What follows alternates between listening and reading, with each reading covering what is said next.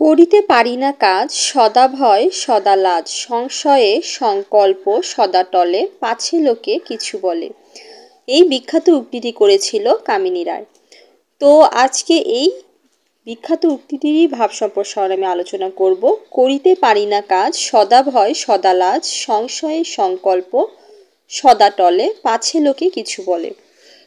তো এই ভাব সম্প্রসারণটি শুরুর পূর্বে এই ধরনের ভিডিও নোটিফিকেশন সবার প্রথমে পেতে চ্যানেলটি সাবস্ক্রাইব করে পাশে থাকা বেল নোটিফিকেশনটি প্রেস করে দিন।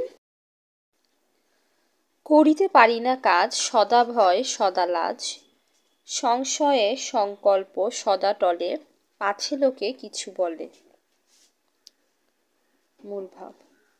সমাজে কিছু লোক থাকে, ভয় ও সংকোচ তাদের প্রতিদিনের সঙ্গী। কথা বলতে তারা দ্বিধাদ্বন্দ্বে ভোগে। কোনো কাজ করতে গেলেও তাদের মনে সংশয় থাকে। সম্প্রসারিত ভাব।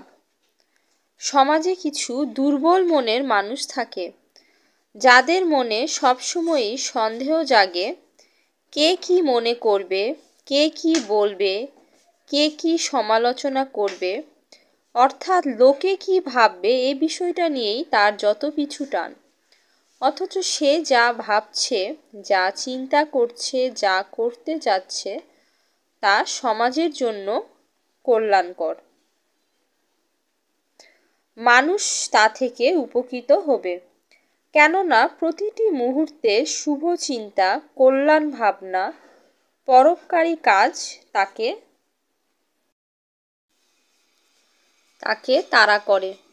সে সমাজের উন্নতি ও সমৃদ্ধির জন্য কাজ করতে চায়।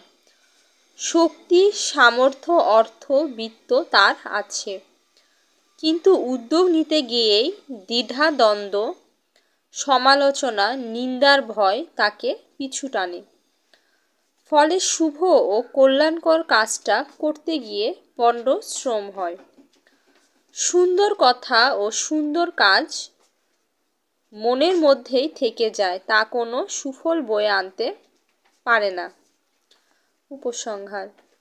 প্রকৃতপক্ষে যে কোনো সুন্দর বা গঠনমূলক কথা বলতে বা শুভ কাজ করতে পিছু টান থাকা উচিত নয়। কল্যাণ, উন্নতি ও সমৃদ্ধির স্বার্থে দ্বিধা দ্বন্দ্ব, ভয় বিসর্জন দিতে হয়। নিশ্চিত, নির্ভয়ে ও নিঃসংকোচে শুভ চিন্তা ও কল্যাণ ভাবনাকে কাজে লাগালেই উন্নতি ও সমৃদ্ধি নিশ্চিত হয়।